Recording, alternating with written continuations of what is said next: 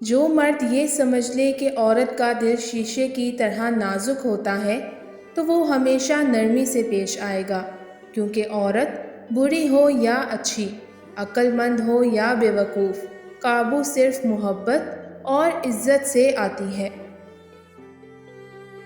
قدر کیجیے گا ایسے رشتوں کی جو آپ کے سینے کے اوپر پہنی جیب کے بجائے سینے کے اندر دھڑکتے دل میں دلچسپی رکھتے ہیں۔ محبت میں ایک نہیں کئی سرخاب کے پر ہوتے ہیں، لگ جائیں تو سب بدل جاتا ہے، کچھ بھی پہلے جیسا نہیں رہتا، نہ ہم، نہ ہماری ذات، نہ سوچ، نہ انداز۔ محبت سب سے بڑا انقلاب ہے۔ تعلقات کو نبھانے کے لیے عہد و پیمان کی ضرورت نہیں ہوتی، ضرورت ہوتی ہے تو بس ایک دوسرے سے مخلص ہونے کی، وہ تعلق چاہے دوستی کا ہو، محبت کا ہو، خون کا ہو یا احساس کا۔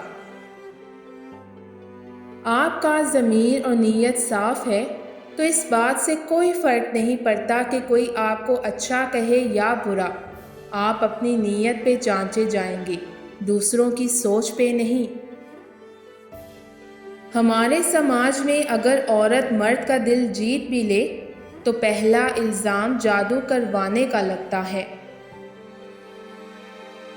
رشتے وہ نہیں جس میں ایٹیٹیوڈ اور ایگو ہو، بلکہ رشتے تو وہ ہیں جس میں ایک روٹھنے میں ایکسپرٹ ہو اور دوسرا منانے میں پرفیکٹ ہو۔